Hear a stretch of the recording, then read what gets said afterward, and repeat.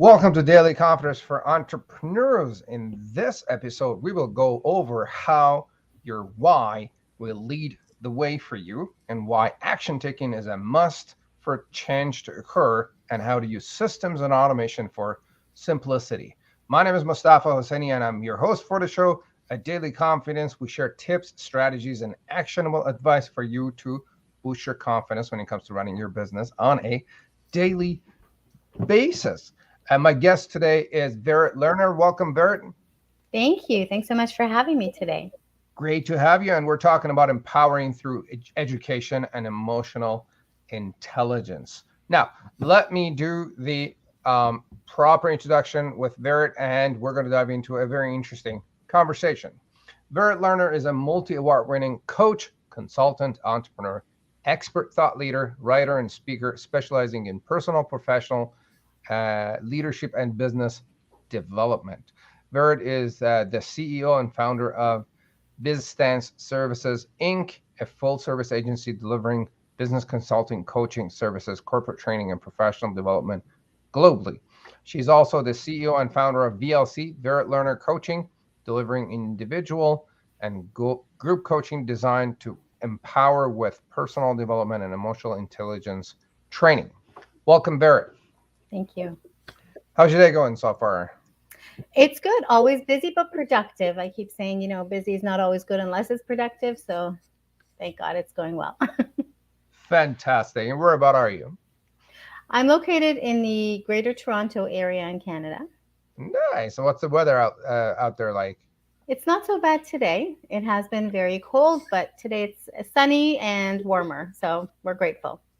Out here in Calgary, the feels like what was minus 20 today. It was kind of Wow. chilly out today. It's kind of warm the other day, but kind of cold today. But I mean, it goes up and down here. Right. So, all right. So we're talking about empowering through education and emotional intelligence. Verit, why don't you start by telling us about your story? How did you end up doing what you're doing now? What's the story behind that? So it's quite a long journey. I'll try to shorten it for you. I was born into a family of entrepreneurs and business leaders.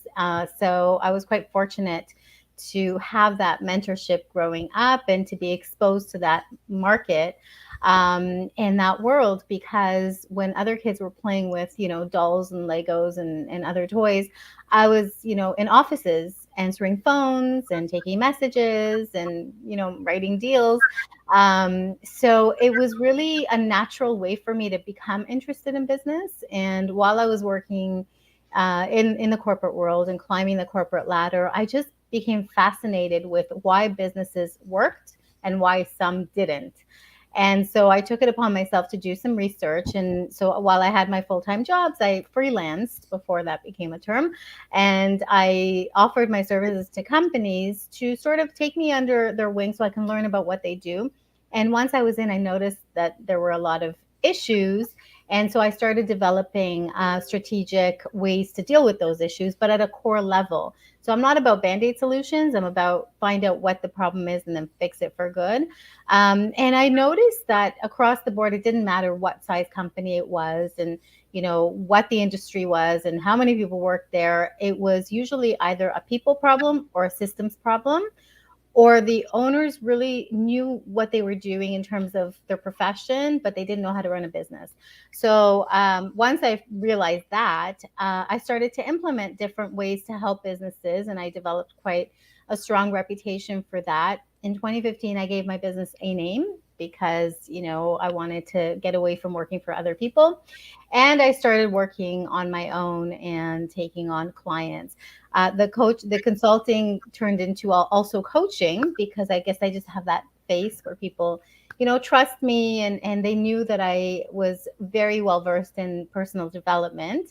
And so I separated the coaching from the consulting, and that's where I really focus on the empowerment of the person from within. That's through the emotional intelligence and all of that. And I'm really passionate about that. And I always start there on the mindset before we go into business coaching, consulting, professional development. So that's really the story. And I love what I do. I love working with people who are wanting to learn and to make changes in their lives. Beautiful. That's an interesting story. Growing up in a business family and, starting early and, you being involved in business while other kids were playing with toys and you're on the phone and running around doing things in business. That does make a difference. Hmm. I kind of grew up in a similar environment as well. So, um, what do you do now and who do you serve? So what I'm doing now is a lot of education, and Bizstance Services, the mothership of what I do, the company deals with a lot of corporate training and development, team building. We work with the executive levels and trickle down all the way to the bottom, but we also work backwards. So we're looking at individuals and why they may not be performing like they were before, if there are any issues and conflicts within teams, and why some companies work in silos with when they have different departments, and not focusing on the organization as a whole, right, as a total goal, and everyone benefits. So we go in and do a lot of empowerment, a lot of education. And I work with, people who are just starting out, somebody who's looking to get into business and they need a business plan. And I often ask them why. We're going to talk about the why, but why are you getting into business? Because just because you're good at something doesn't mean you can run a business or are qualified to. And then I work with small to medium sized businesses all the way up to, corporations and nonprofits. Love it. That's amazing. So let's go over why personal development is important for business owners. Well, if you're not developed as a person, then you can't possibly manage yourself and then manage others and work with vendors and work with clients. So it's really important to develop yourself and be at a stage where you're able to juggle all of these moving pieces, especially in business. In life in general, I mean, we have relationships, we have different interpersonal, things that happen to us on a daily basis. So that personal development will affect all of those areas, not just in business. But especially when it comes to business, it will help navigate the way a lot more smoothly and set the tone for others to follow suit. Because when you're leading from a place of strength, then you're also creating future leaders and future managers, and you're able to just have the results that you're looking for because you're able to communicate properly, effective communication, and all of that. Love it. So give us some examples of personal development and what that actually looks like when someone, works on themselves. What do they need to do and what would that change in development look like? So it really depends on areas of weakness, right? So if you notice that you're having some issues with confidence, for instance, you can't communicate with people, you're having a hard time with difficult conversations, or you can't present at a meeting, right? Things that confidence, like what this whole thing is all about. It's understanding that ties into the emotional intelligence piece, but it's basically understanding yourself and understanding others, and then understanding how the two relate and what we need to do as a person to work on ourselves in order to be able to function at our optimum when we're around other people and when we're on our own, because it's also about organization. It's also about self management and time management, and some people procrastinate, some people have fears, some people have limiting beliefs. So all of those different things go into personal development. Love it. So I've done some work on that recently myself, on the fears and on the limiting beliefs and the rest of it. What do you figure is the best? How do you suggest people should identify and find and pinpoint their fears and limiting beliefs? So I have a whole workshop around this. I have several workshops depending on what the areas are. But I will say that when you have consistent things that come up that are holding you back, when you want to pursue something and you're not able to do it for whatever reason, you have to step back and take a look at what's causing it. What is holding you back from going forward when you have goals, when you have visions, when you have something that you're passionate about, yet you can't quite get yourself to that point. The limiting beliefs are things that we're telling ourselves, right? Things that maybe we've grown up hearing, things that maybe were planted as little seeds while we were in school or through employers or through other people of influence that shaped the way that we think. Maybe it's also by observing, right? Maybe we've been exposed to certain things. A lot of this is also cultural, right? So this wasn't really so popular in my culture, but here it's something that is needed, right? So all of those, the transitions are difficult. Change is difficult for people. So all of those limiting beliefs, all of those things that we think we know but don't really know, those are all getting in our way of getting to the next step. So through a lot of exercises, a lot of soul searching, a lot of answering questions back and forth, and just reflecting back on experiences, we can identify those areas and then we can start to work on them. You got it. Love it. Like analyzing the beliefs and the fears and what's stopping us. It's an essential type of work that we need to do, and I've done some of that recently. Funny enough, I'm a huge 80/20 fan. If we have, let's say, 100 fears, right? Let's say we are afraid of Right. 100 things. Chances are there are two or three things that make 50 or 60% of you getting scared or have those fears. And if you fix those two or three things, you are going to make a massive leap in business and life or whatnot. So that's something that I've been thinking about a lot recently. Like, what are my top two or three things that I'm really afraid of, or something, some limiting beliefs that is holding me back from trying to achieve what I'm trying to achieve, and then figuring and fixing those pieces out. Mm-hmm. Hmm. Um,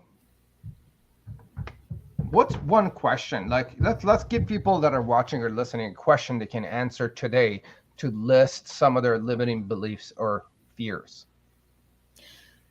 One of the biggest fears people have is a fear of what's on the other side of actually getting what they want. Call it success, call it a relationship, a milestone. What is that going to look like for me? And how is it going to change the way that I'm living my life right now? Because sometimes, when we reach a certain success, then we're kind of leaving our old, version of us behind because now we have to adopt new ways of doing things. Maybe we've got more income, so we need to upgrade our home. We need to move to a different place. We need to maybe relocate, depending on what you're doing.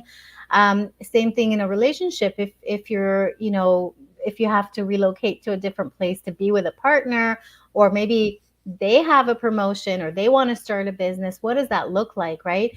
People getting married, having children, and that changes the whole scene, right? There's no more party nights for the most part at the beginning. So you start to lose certain things and they're replaced by others, right? It could be friends, it could be coworkers, it could be, partners, it could be family members, whatever it is. So that fear of what does that look like on the other side holds a lot of people back, believe it or not. Many people have ambitions, but when they start to think about how their life is going to change when they actually see that level of success, they're hesitant to pursue it because they don't know if that's going to be better or worse. Almost like the grass is green on the other side, but once you get Yeah, there, right? That type of problem is what people are facing. Many, many people. love it. Love it. So we talked about how your why will lead the way. Can you tell us how that works and why we need to know our why, and how does it lead the way? Yeah, so this is a big one because many people do it backwards. They look for the way to get to their why, and that is going to cause a problem because they don't know where to start. If you don't know where you're going, how can you map out directions to get there, right? Like if you're taking your GPS to go to, a Florida, for instance, or to, I don't know, you're booking a trip or you're going here or there, you have a destination point, but that destination point in real life for what we're talking about here is your why. So unless you have that, you won't be able to work backwards. So I always encourage people to look at why they want to do something, because that may change their destination point when they look at their passion and their vision and their mission. It's not about one or the other, it's about a mixture of all of them. Your why really has to have a purpose, and it has to drive you, because otherwise you're going to lose interest. And what happens is when people don't have a strong why, the minute things start to get difficult, they run or they drop everything, or they leave it unfinished. And that's why you have a lot of people that start multiple projects. They never really finish any of them. They just have all of these loose threads going on, but never complete anything.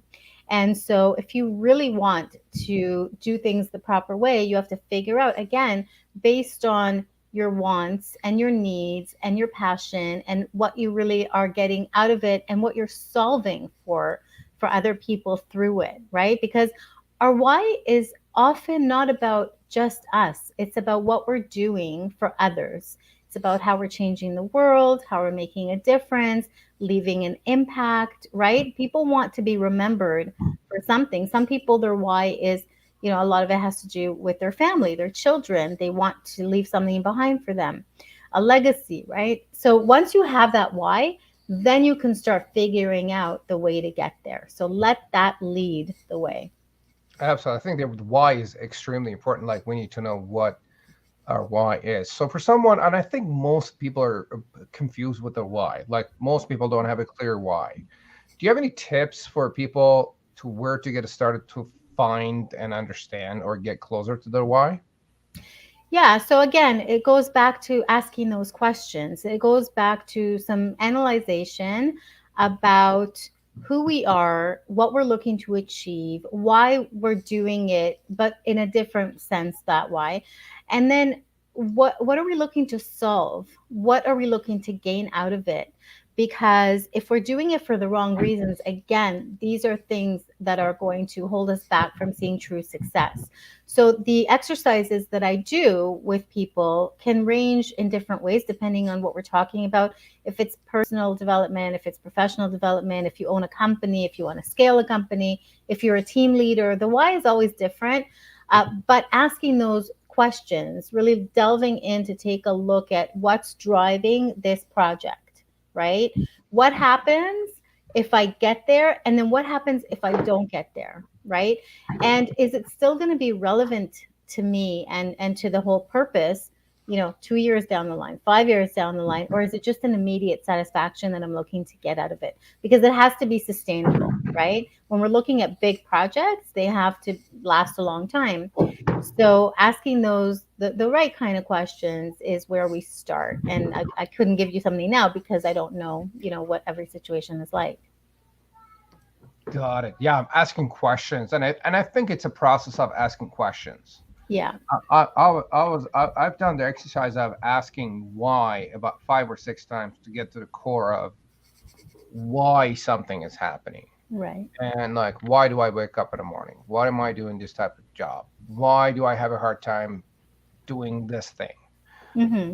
Why do I do this effortlessly? And just asking and exploring, I think you're absolutely right. Helps identify the why. And once we know why we're doing something, then everything else becomes easy. To, Yeah.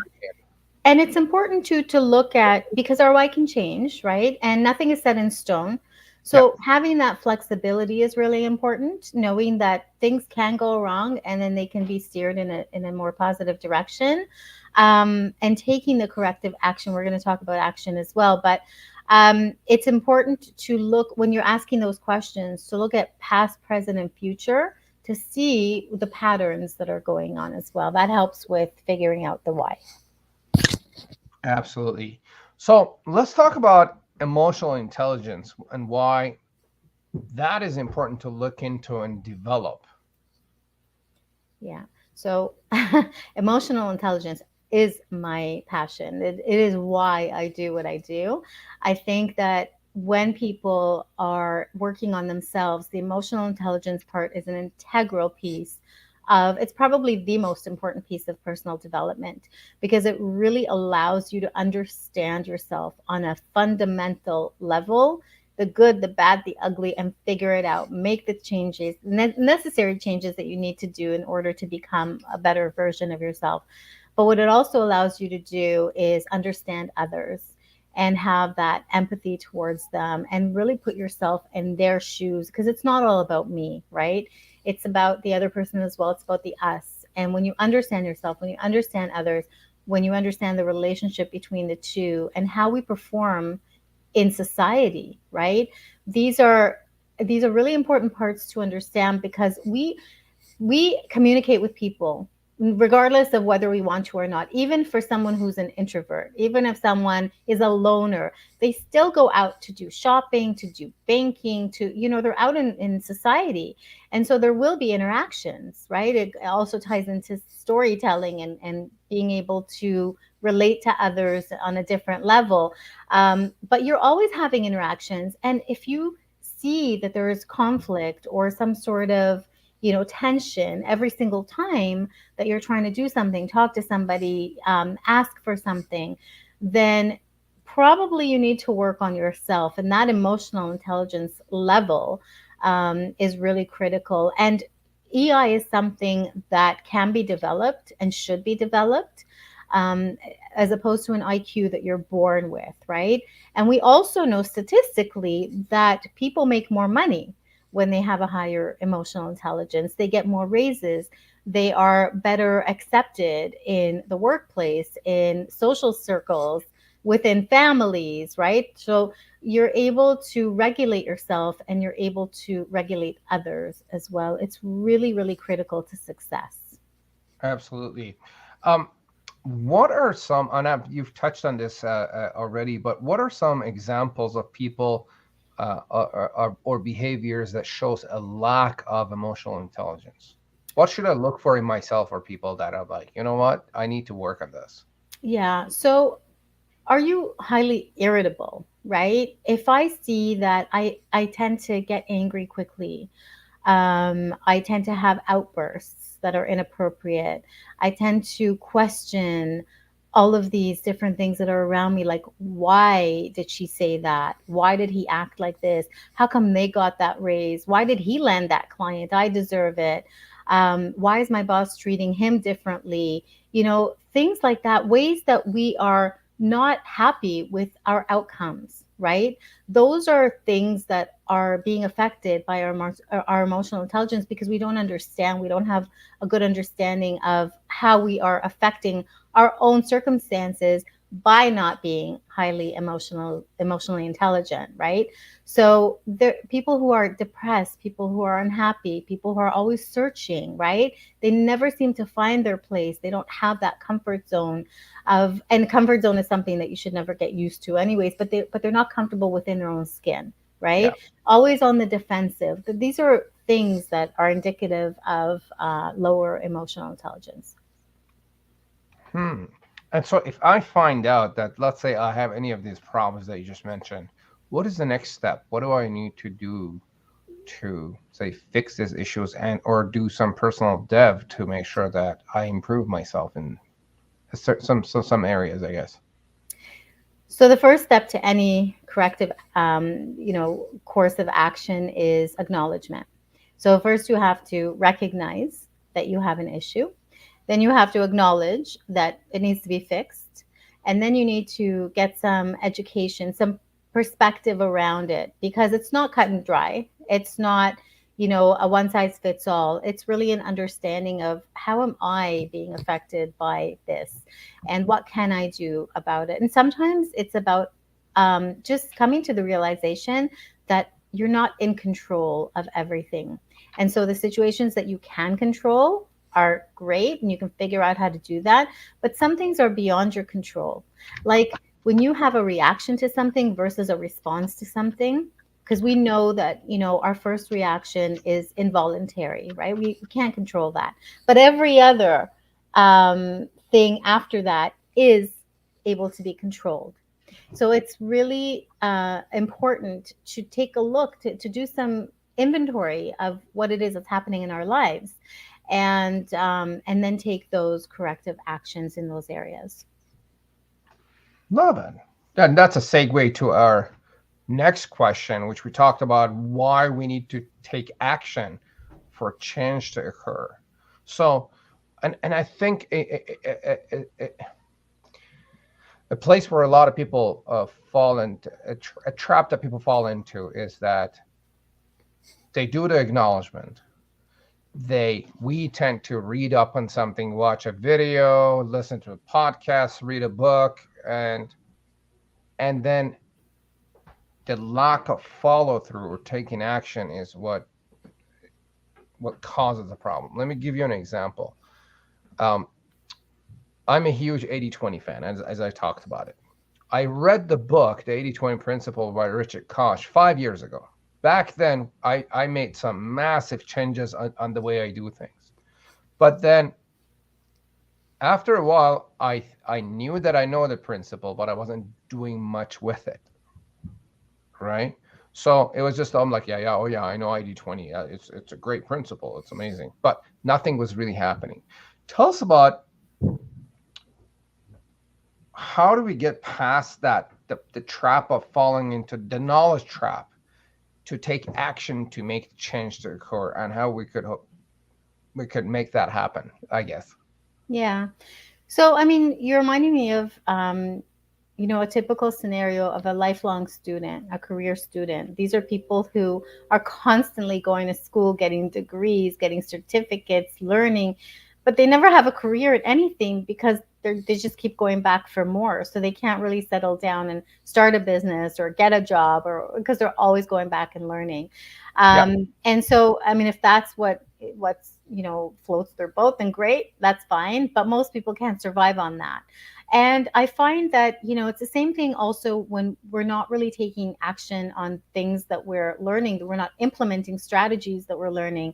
We're not, and again, taking that action, it could be a fear of how will this affect things for me, right?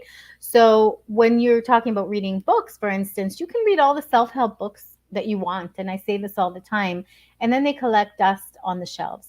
If Yeah. you don't know how to apply those strategies, how to take that knowledge and make it work in your life to improve your situation, no change is ever going to occur. And so you need to start taking the action towards it, even if it's just little baby steps, because it's like a snowball effect, and little pebbles that turn into big rocks, and then boulders and mountains that you can climb up and get to your destination, get to where you want to be. And again, we keep saying destination, but always a life pursuit of more, right? So once you get to a certain place, then you're going to want to get to a higher place and then a higher place.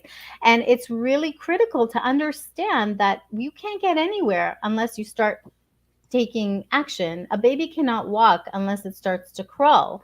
And then it starts to, to like a toddler, right? We toddle back and forth. And then you can start to walk faster and then run and then all of that. But we can't do these things for ourselves either in life unless we start taking those little steps, right? That's why we say baby steps. We have to take little corrective actions, and they're all corrective because we're trying to make things better in order to get to where we need to be. Absolutely. Hmm. Something that I notice is preventing me from taking action in some areas is the sheer amount of information that we're bombarded with, Mm-hmm. and the ease of access to a lot of books and videos and audios and podcasts and this and that, like you said, we get drowned in all that information, and we just forget to uh, take action towards a certain problem. And I think maybe there's a dopamine release in our brain for learning all this cool information that we get addicted to, and then we forget to take action on it. What's your theory on that? So there are two things involved with that. Number one is, we can't get caught up in that rabbit hole of learning We also have to be very careful who we're learning from, right? Because not every source is the most credible. Not every leader or coach or consultant is equal. So you need to figure out who you are putting your trust in when you're starting to absorb that knowledge and that information, because somebody could be giving you the wrong advice. I would say that, there are a lot of well-intentioned people out there that are not necessarily qualified to give you the proper guidance. So before you start anything, make sure you know who you're learning from and who you're absorbing information from. But the other thing is that when we get this information, we need to be able to apply it in a way that's helpful for us. We need to look at the ways that we are taking that corrective action for ourselves, right? So it's kind of like a catch 22, because you know you're learning, you're absorbing, and then maybe it will work for you, maybe it won't. But where do you stop? We know where we're starting, but where do you stop with that? And how much are you willing to invest in it, right? For sure. Monica is saying learning is safe, but action could be terrifying. And that kind of makes sense. I mean, it's easy for me to read a book, but to take action and actually do this stuff, people might have that fear of, oh, what if this happens? What if I look stupid? What if I make a mistake? What if there is a failure? And Well, yeah, and that's, again, those are self-limiting beliefs, and they're also fears that we need to address and conquer. The one thing you said now is, what are people going to say? And we give a lot more, I guess, a lot more attention than it deserves to what people are really thinking of us. mhm. When other people think of us, then I'm sure they're not going to go to bed sleeping at night thinking about us. We're not that important to them. So they might be talking, for an hour, for a minute, for a day, but eventually they move on to the next exciting thing, right? So we giving them that precious real estate in our mind is actually hurting us. It's working against us. So it's important to not think about what others think of me and just stay true to yourself, to where you need to be, to what you need to do, and take that action for yourself. When you do it for yourself, then it doesn't really matter what other people are saying. Love it. Sometimes people ask me about, I talk to people about updating their, say, their social media profiles to something they're trying and stuff. And then sometimes people respond with, what if people think this? What would people say? And my immediate response is, the question is, how many of these people that you're worried about are actually paying your mortgage? Answer, not very many. How Mhm. many of the people, say, on any social media platform are actually your clients? Answer, not very many. So why would you care? It's like you don't even have a relationship with most of them. Why would you even care? And if you're doing something towards advancement of your life and business and the rest of it, why would you worry about what people think? They could think all day long. And as far as I've seen, what people think of me hasn't put any money into my bank account or hasn't translated into any business success. I mean, obviously, people that I care about and I'm trying to serve, that matters. And then we're just going to go after that, I guess. Right. One thing I do want to point out is that, when we are learning something or when we come across something that's intriguing us, right? It catches our attention and we're inspired by it. That inspiration is a fleeting moment, because once you get caught up in something else, it's very difficult to go back and regain that inspiration. It doesn't last long. So it's important to identify what inspires you, when and how, and then start taking little bits of action towards that. So maybe write it down so you don't forget, Yeah. right? If something is motivating you, if something is inspiring you, what about it caught your eye? What about it made you think, this is a possibility, right? So start journaling that. And maybe you can't take that action right away, but you can at least go back to it and get re-inspired, right? Because what happens is when we let that inspiration go, it's gone. You're often not going to remember. That's why when we go back and read books or watch movies multiple times, we see things in different way based on where we are in life and our situations and, experiences that we've had, we tend to, look at it in a whole different light. So when we go back to the things that inspired us, maybe we can gain a new perspective there. Love it. I love what you mentioned about journaling, like downloading our thoughts and writing it down and then reviewing what is actually happening is a very eye-opening experience, and it's a very relaxing experience. Personally, when I do it, I try to do it like 2 or 3 times a week. Every time my brain gets loaded with information and worries and things that I need to do, and I have, let's call it an information overload in my brain. As soon as I download everything on my phone or on a piece of paper, it just gives me that immediate sense of relief and release, that and relaxation. It feels like the brain opens up. And I think it's a good exercise to connect with ourselves, because as long as the thoughts are in our head, the way I feel and see it is that I can't connect with it once it's in there. But when I put it on a piece of paper and I'm looking at it, I'm like, then I can analyze it, because now it's something tangible in front of me, and the brain could say, all right, that's wrong, Mustafa. That's some stupid move you made there, and you should probably stop that. Yeah.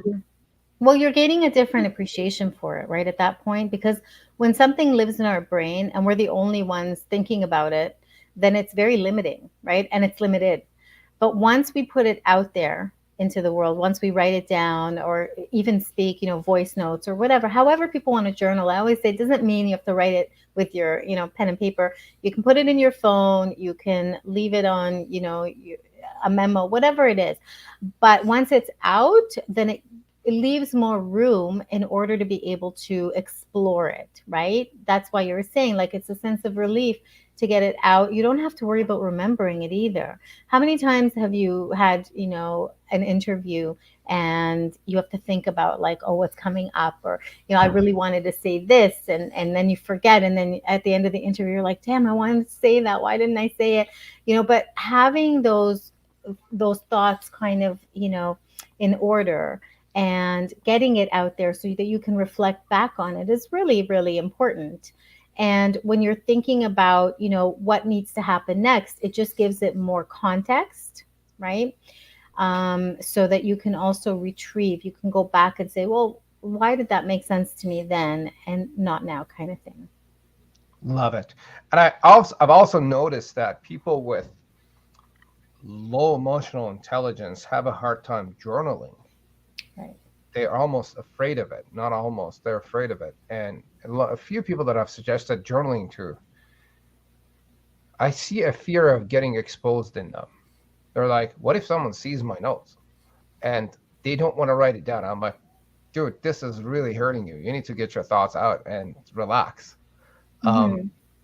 what do you have to say to these people about overcoming maybe that fear of journaling, so they could get the thoughts that are bothering them out of their head, so they could maybe analyze and or move forward and the rest of it? Yeah.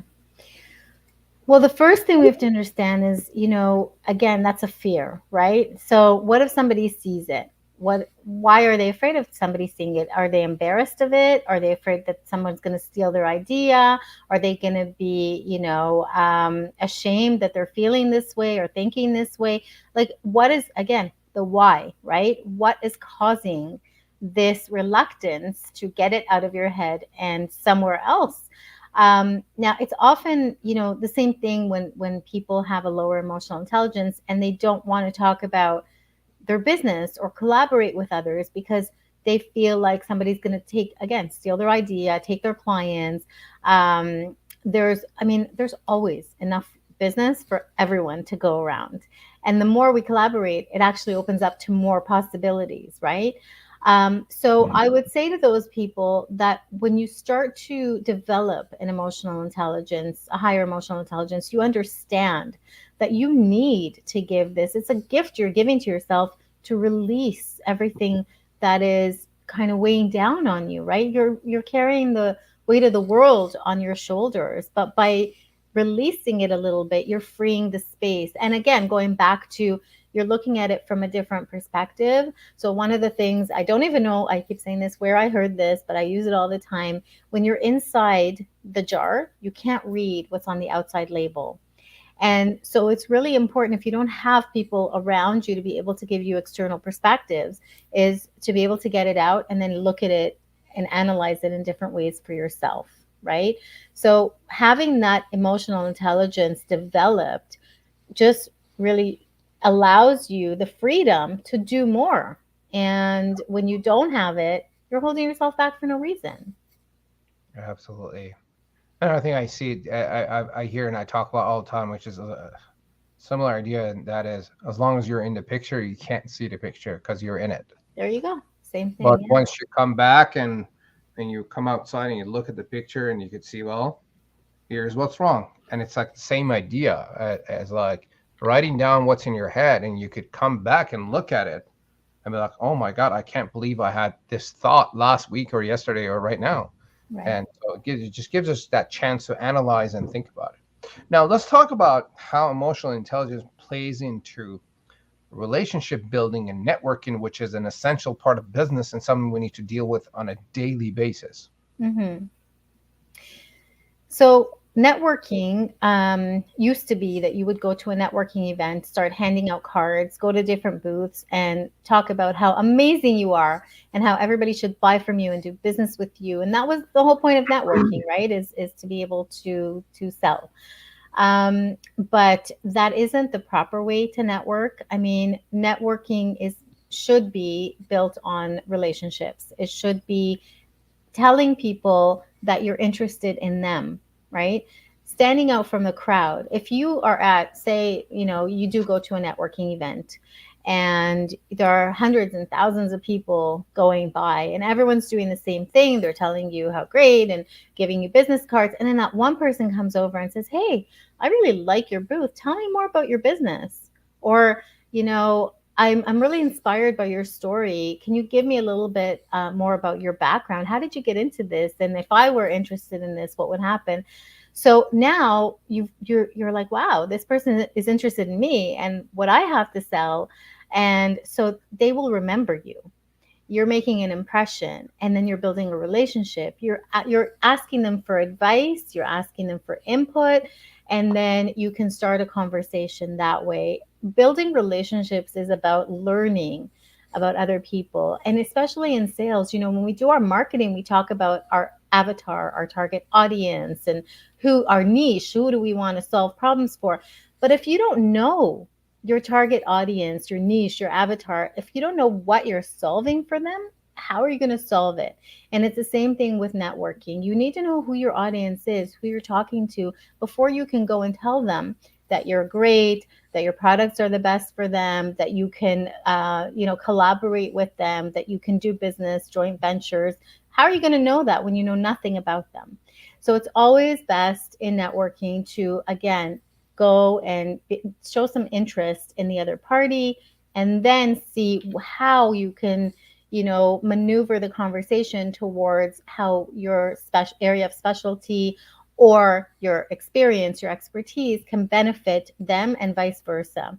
And when you do that, you will stand out from the crowd, right? They will remember you, and that's one of the most important things, is to make yourself memorable. And that Absolutely. only comes with emotional intelligence.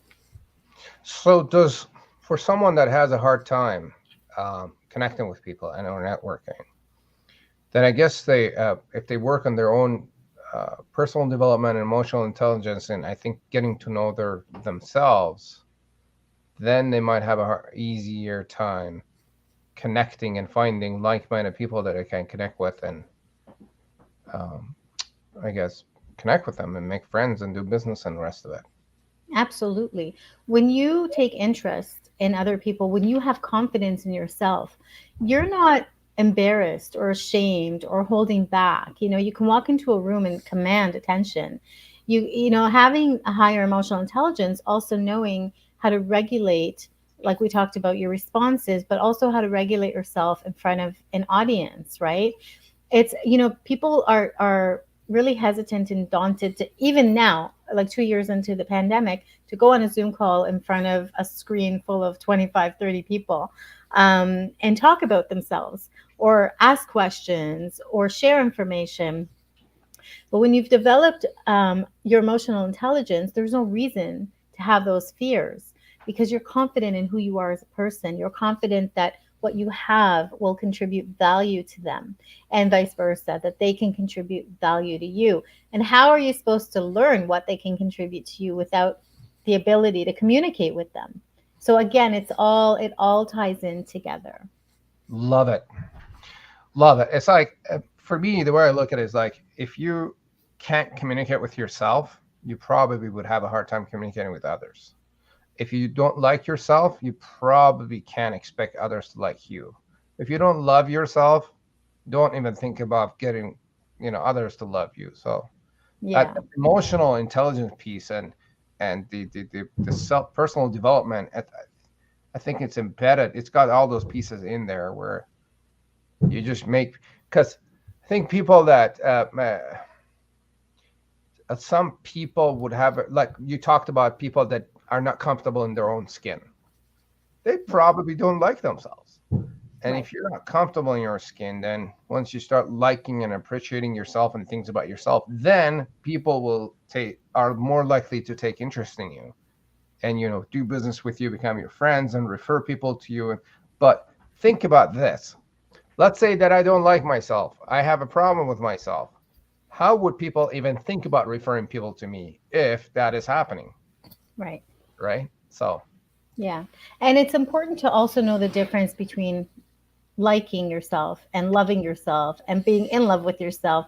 There's a big difference in the way that you show how you feel about yourself, right? Think about people that you tolerate, people that you like, people that you love, and then somebody that you're in love with. You will do anything and everything for that person. right. That's how you should be with yourself. The most critical and important relationship you will ever have is with yourself. So you need to make sure that that's where the focus is. Love, and hopefully you won't you won't like become a self-centered person by Well, loving that yourself too much. yeah, but I mean, self-love is different than being selfish, right? Right, right. There's and again, this is all covered in emotional intelligence training, Hmm. but there's a huge difference. And just because you love yourself doesn't mean that you're neglecting anyone else, that you're thinking you're better than anyone else. It's just an appreciation for the human being, the person that you are, and the value that you bring to the world. Love it. Um, Monica, how could I'm sorry, my apologies. I was looking at Monica's name here. She says, when we write and speak our thoughts, we start creating a new reality. Absolutely. Then Yeah. we could look at it. Now, Vera, how can people find out about you and get in touch? So they can get in touch with me on LinkedIn. I think the link is here. And also on Facebook, on Twitter, Instagram. They can go to my digital business card. All of the links are on there as well. And they can go to Bizstance, BIZSTANCE.com. Or they can also go to, they can call me 437 800 1221. Beauty. I'm just going to post your LinkedIn link here on a comments below, gang. Feel free to reach out, send a connection request, and mention that you heard us talking on Daily Conference for Entrepreneurs with Mustafa, and get in touch with her and tap into her intelligence and the rest of it.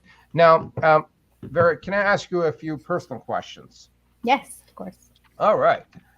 What's something new that you have tried recently?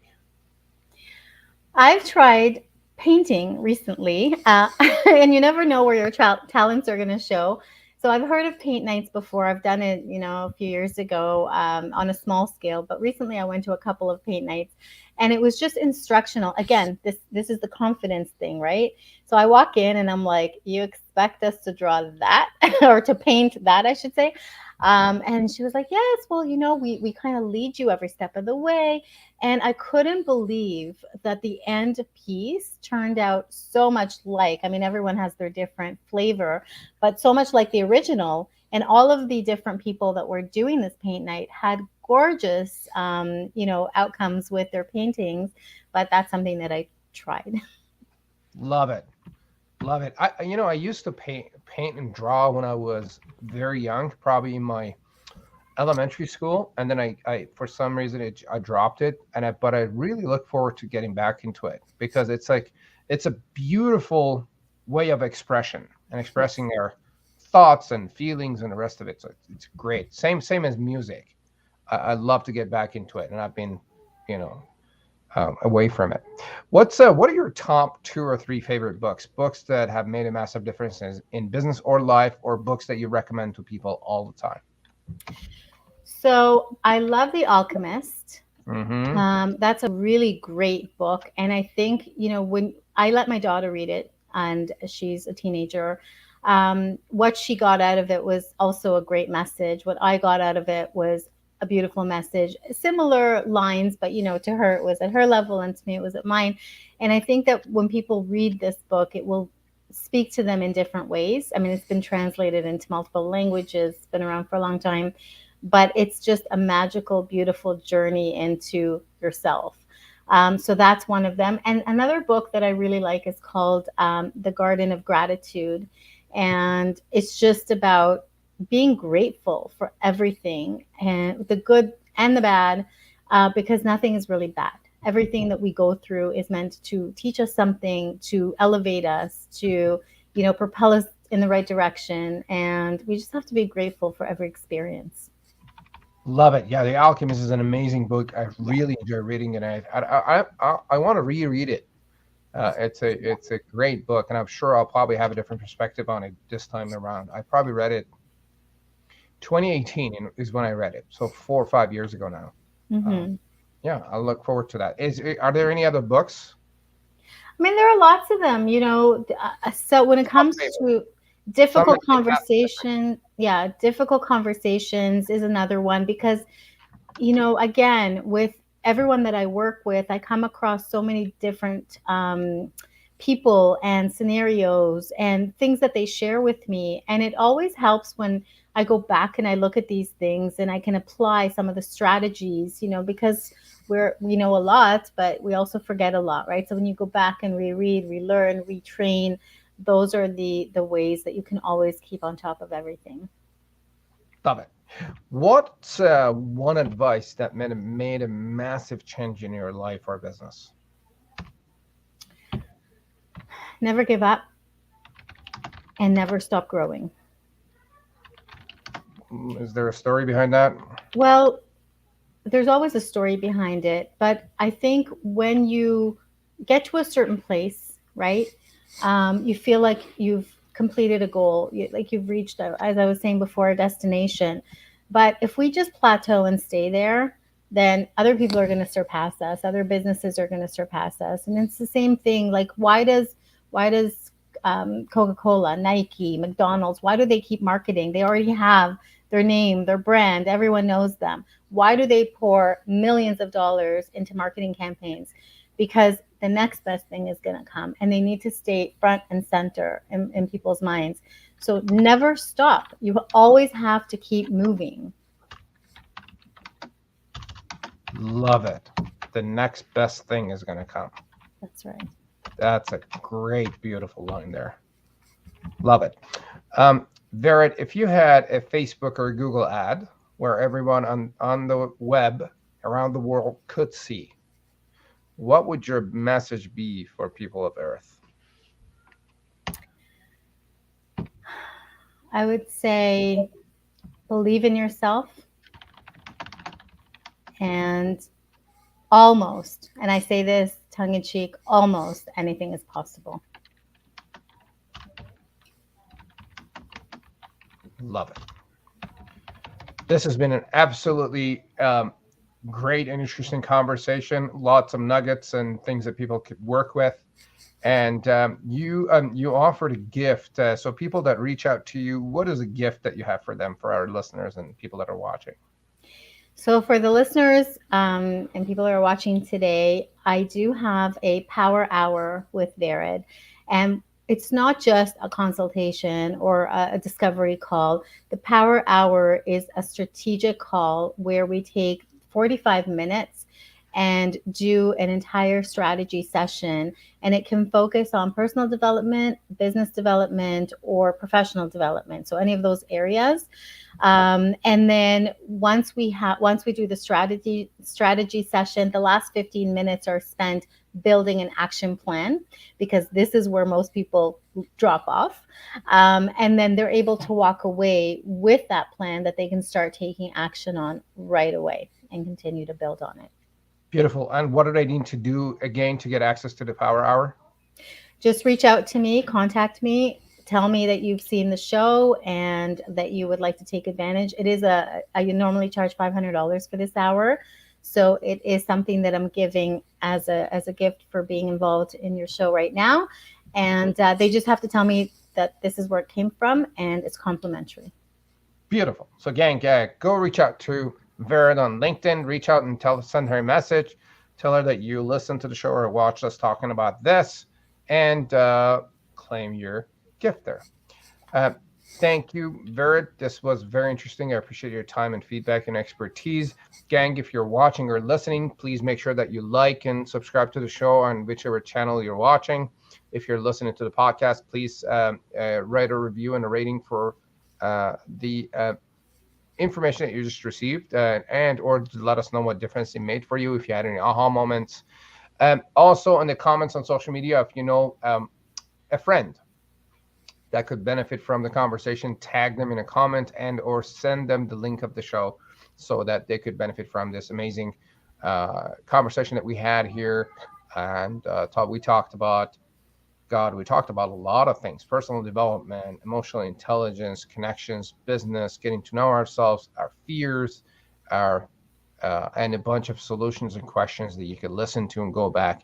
And here's a tip: go back and the stuff that we talked about, actually do it. Answer those questions and claim your free gift with Vered and have a conversation with her and see where it would go. You might end up developing a great relationship and, becoming business partners. So thank you very much. This is it for me. Have a great day and we will see you. Is there anything you would like to mention, Vered, that we didn't get a chance to talk about? Well, I love what you said about tagging someone, because sharing is caring. My kids always cringe when I say that, but sharing is caring, and you never know who you can touch and what you can do for them to change their life, to change their ways, to give them that eye-opening moment. So it doesn't hurt. All it takes is a little click or, tagging somebody. So if you can do that, that's great. The one thing we didn't talk about, which I think we put in the description, was the systemizing and automating to simplify. And maybe I can come back and talk about that, because that's a whole different show, I think. Yeah. So. Absolutely. We ran out of time. We talked about a lot of things, and there's so much to talk about. And I guess when you actually claim your gift with Vered, ask her about that, and I'm sure she can tell you all about it. Of course. All right, gang, and or when you come back next time, we'll talk about it, and then we'll go from there. Thank you for joining us. My name is Mustafa Hosseini, your host for the show. I look forward to seeing you next time around. And again, if you have any questions about topic that we just talked about, put them in a comment and we will get back to you. Have a great day and see you later. Bye now.